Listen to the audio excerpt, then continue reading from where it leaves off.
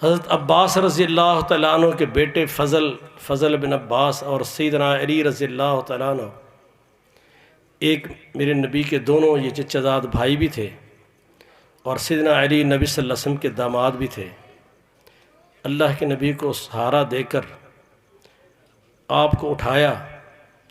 اور دونوں طرف سے سہارے کے ساتھ آہستہ آہستہ اللہ کے نبی کو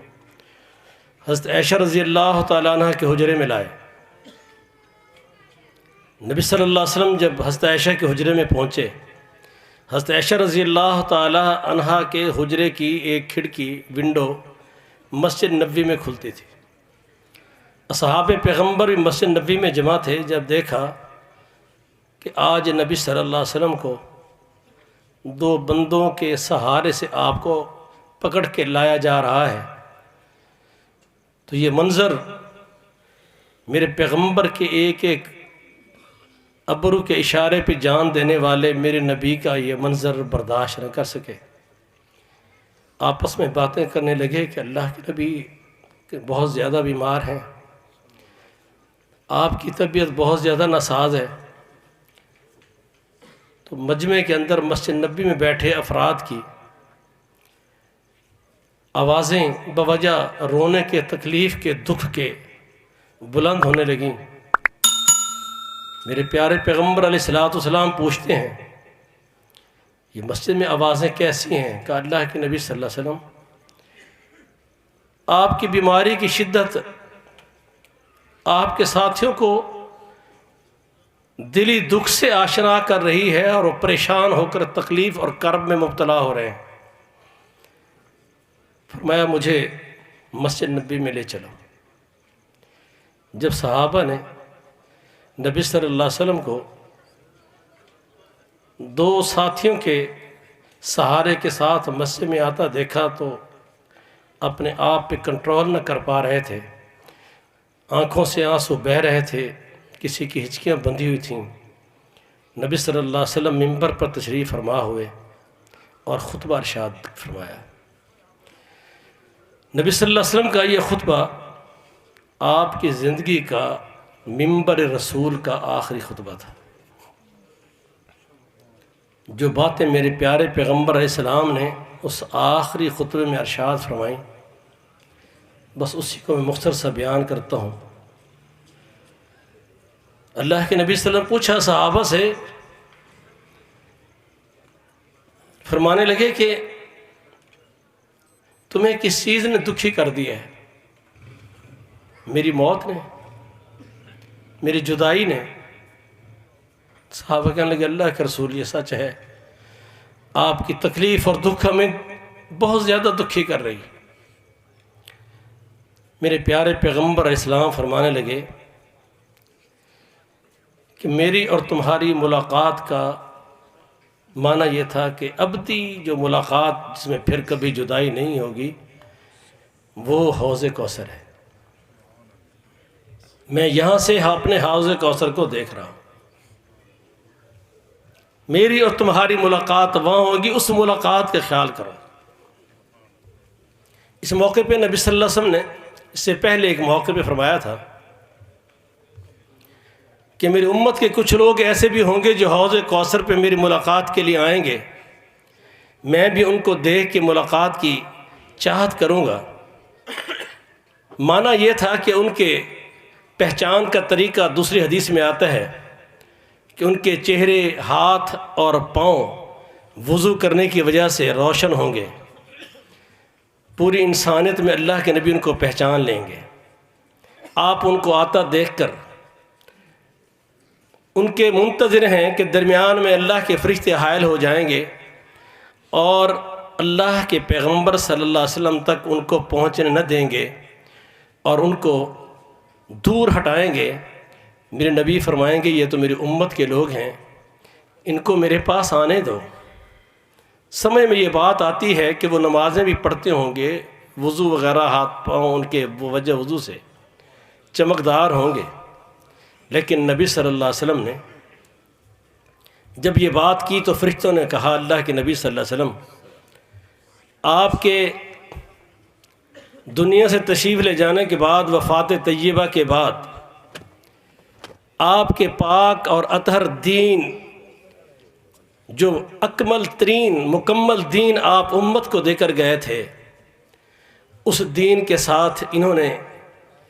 نبی صلی اللہ علیہ وسلم کے دیے ہوئے دین کو نجات کے لیے کافی نہ سمجھتے ہوئے اپنی من مانی کے اعمال، نیکیاں اور دین کے طریقے ایجاد کیے اور اس کو اختیار کیا، بدعات کا وجود بخشا، بدعات کو ترویج دی، بدعات کو اوڑھنا بچھونا بنایا، آپ کے پاکیزہ دین کو پاک نہ رہنے دیا، بزرگوں کے، پیروں کے، مرشدوں کے، دائیں بائیں کے لوگوں کے، آباء و اجداد کے اقوال و افعال لے کر، اعمال لے کر، اپنی خواہشات میں جو دل میں آیا اس کو اپنایا، رسول اللہ صلی اللہ علیہ وسلم سے اپنی محبت کا زبانی جمع تفریق کرنے کے دعوے تو کرتے رہے، لیکن اعمال محمد صلی اللہ علیہ وسلم کے نہیں بلکہ اللہ کے دین میں من مانی بدعات اور نئے اعمال جاری کیے، دین کو بدلا۔ اللہ کے نبی فرمائیں گے فَسُحْقًا فَسُحْقًا لِمَنْ غَيَّرَ بَعْدِي، اگر انہوں نے اللہ کے پیغمبر کے دین متین کو، دین امین کو، اس کو کافی نہ سمجھتے ہوئے خود ساختہ دین بنایا، اعمال بنائے، اللہ کے پیغمبر صلی اللہ علیہ وسلم کے دین کے اندر اپنی منمانی مرضیاں شامل کیں، تو آج ان کو محمد سے دور کر دو صلی اللہ علیہ وسلم۔ اللہ کے نبی بھی ان کو ملنا، ان سے ملاقات کرنا نہیں چاہتے۔ اس لیے لازم ہے میرے بھائیوں، اللہ کے نبی نے جو صحابہ کو فرمایا تھا کہ میری اور تمہاری ملاقات، یہ جدائی کا دکھ تمہارا ختم ہو جائے گا، تم نے اللہ کے پیغمبر سے جو ملاقات اب کرنی ہے وہ حوض کوثر پر ہوگی۔ نبی صلی اللہ علیہ وسلم وہاں پر 3 باتیں فرمائی تھی۔ فرمایا مجھے اس بات کا ڈر نہیں ہے کہ تم غربت میں، تنگی میں آ کر یہ چیز تمہیں برباد کر دے گی۔ اللہ کے پیغمبر صلی اللہ علیہ وسلم کو جو بات پریشان کر رہی ہے،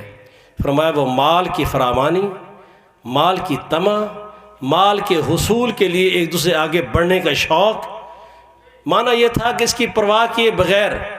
کہ یہ رزق حلال ہے یا حرام، صحیح طریقے سے آ رہا ہے یا غلط،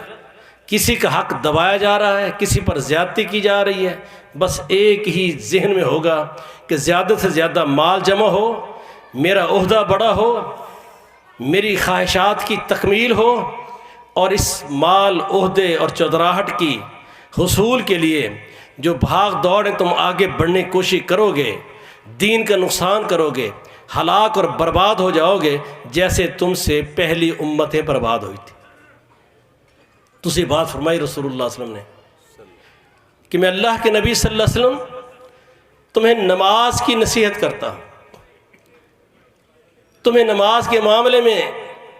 اللہ کا خوف دلاتا ہوں۔ 3 مرتبہ اللہ کے نبی صلی اللہ علیہ وسلم نے یہ بات امت کو تلقین کی کہ میں تمہیں نماز کی حفاظت کے معاملے میں اللہ سے ڈراتا ہوں، اللہ سے ڈرتے رہنا، اس نماز کے اندر کوئی کوتاہی نہ کرنا۔ پھر اپنے عمل سے بھی یہ بات ظاہر کی جب رسول اللہ صلی اللہ علیہ وسلم کو سیدنا فضل بن عباس اور سیدنا علی رضی اللہ عنہ ظہر کی نماز کے لیے صحیح بخاری کی روایت کے مطابق مسجد میں لے کر آ رہے تھے،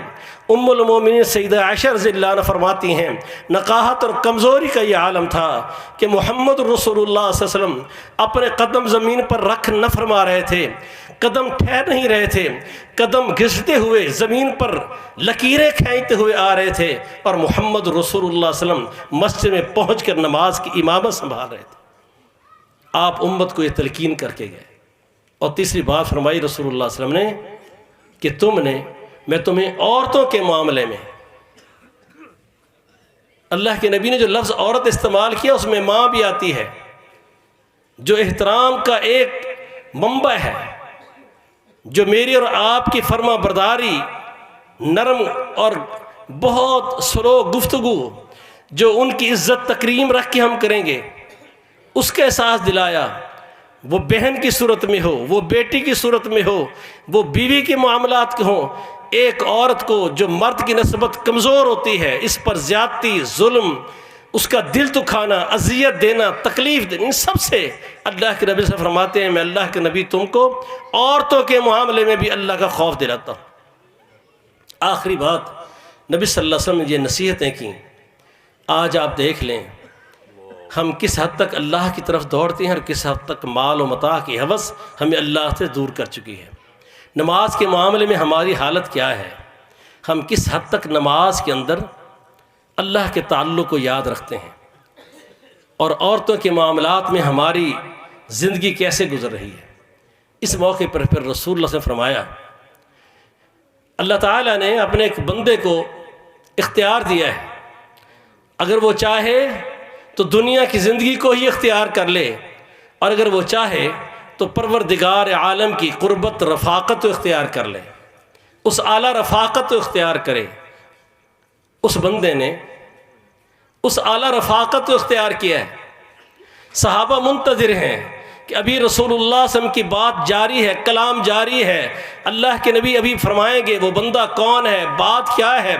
کہ جب یہ بات ہو رہی تھی، صحابہ اللہ کے نبی کو دیکھ رہے ہیں کہ امت کے اندر اصحاب پیغمبر میں سب سے عظیم الشان شخصیت صدیق اکبر رضی اللہ تعالیٰ عنہ مجمع میں بیٹھے ہوئے یہ بات سمجھ گئے کہ وہ اللہ کی رفاقت کو پسند کرنے والے محمد رسول اللہ صلی اللہ علیہ وسلم ہیں۔ ہچکی شروع ہو گئی، آنسو بہانا شروع کر دیے، اور یہ الفاظ کہتے ہوئے کھڑے ہو گئے، میرے ماں باپ اللہ کے نبی آپ پر قربان ہو جائیں، میرے باپ دادا قربان ہو جائیں، ہماری اولادیں آپ پر قربان ہو جائیں، مال و متاع ہم پر قربان ہو جائیں۔ صحابہ کے چہرے کے رنگ بدلنے لگے، کاش ابو بکر چپ رہتے، اللہ کے نبی کی بات کو مکمل کرنے دیتے، بات جس بندے کی ہو رہی تھی اس بندے کا نام آتا، بات چلتی۔ اللہ کے نبی صلی اللہ علیہ وسلم کی موجودگی میں تیکھی نظروں سے ابو بکر کو دیکھنے لگے، میرے پیغمبر کو یہ گوارا نہ ہوا، فرمایا ابو بکر کے اوپر ایسا نظریں نہ ڈالو، یہ رویہ اختیار نہ کرو، اس بندے کی وجہ سے محمد کو اذیت نہ دو صلی اللہ علیہ وسلم۔ آپ کو یہ گوارا نہیں تھا، اور اللہ کے نبی نے فرمایا کہ مسجد نبوی میں آنے والے تمام دروازے بند کر دو، اور صدیق اکبر کے گھر کا دروازہ مسجد میں کھلا رہنے دو، یہ اس مسجد میں آیا جایا کریں، باقی کے دروازے بند کر دو۔ اللہ کے پیغمبر صلی اللہ علیہ وسلم یہ گوارا نہیں فرما رہے تھے کہ کوئی اپنی تیکھی نظریں، چہرے کے منفی تاثرات بھی صدیق اکبر کی ذات پر اختیار کرے، تو وہ کتنا کائنات کا بد نصیب شخص ہے جسے صدیق اکبر رضی اللہ تعالیٰ عنہ کی محبت سے اس کے دل خالی اور بغض سے بھرے ہوئے دل ہے۔ یہ اللہ کی کائنات کا کتنا بد نصیب شخص ہوگا کہ پاکیزہ اور اطہر لوگ بھی اگر کسی بات کی غلط فہمی پر صدیق اکبر کی طرف ایسا دیکھیں میرے نبی کو گوارا نہیں، تو آج کے دوسرے بد نصیبوں کی یہ نظریں اور زبانیں اللہ کے نبی کو قیامت کو کب گوارا ہوں گی؟ میرے بھائیو، یہ نبی صلی اللہ علیہ وسلم کا آخری خطبہ تھا، اس لیے نماز کی باقاعدگی کرو، مال و متاع کو جائز طریقے سے اللہ کی محبت اور اس کے رسول کی محبت کے تابع رکھ کے حاصل کرو، اور گھر کے اندر خواتین کے بہنیں بیٹیاں ماؤں کے ساتھ عزت تکریم اور پیار کا معاملہ اختیار کرو۔ میں صرف ہمارے شیخ محترم آج تشریف لا چکے ہیں، ان کے آنے تک آپ سے کچھ باتیں کرنے کے لیے بیٹھا تھا۔ میں مرکزی جمعیت اہل حدیث ضلع وہاڑی کی طرف سے اور پوری میلسی کی جماعت کی طرف سے، جس میں ہمارے محترم مرکزی جمعیت اہل حدیث تحصیل میلسی کے امیر چودھری عبدالواحد صاحب دو کوٹہ سے وہ بھی تشریف فرما ہیں، اور ساتھ ہی ہمارے مرکز جمعیت اہل حدیث کے ایک سابق امیر محترم ملتان خان صاحب وہ بھی تشریف فرما ہیں، اور دوسرے بھی علماء محترم استاد العلماء شیخ الحدیث حضرت مولانا حافظ عبدالسلام فتح پوری رحمۃ اللہ علیہ، ان کے فرزند ارجمند بہت دلی دوست ہیں میرے حافظ محمد عباس صاحب وہ بھی تشریف فرما ہیں، اور بھی جتنے یہاں بیٹھے ہوئے ہمارے علماء اور آپ سب سامعین اور جماعت کی طرف سے میں آنے والے علماء کا شکریہ ادا کرتا ہوں جو اپنے میلسی کی جماعت سے محبت کا اظہار کرتے ہوئے دور سے تشریف لائے۔ اللہ تعالیٰ ان کا آنا قبول فرمائے، ہم دل کے گہرائیوں سے ان کا شکریہ ادا کرتے ہیں۔ اللہ ان کے دین میں، عمل میں، اخلاص میں اللہ اور اضافہ فرمائے، اللہ ان کا آنا قبول فرمائے، ہمارا سننا قبول فرمائے۔ وما علینا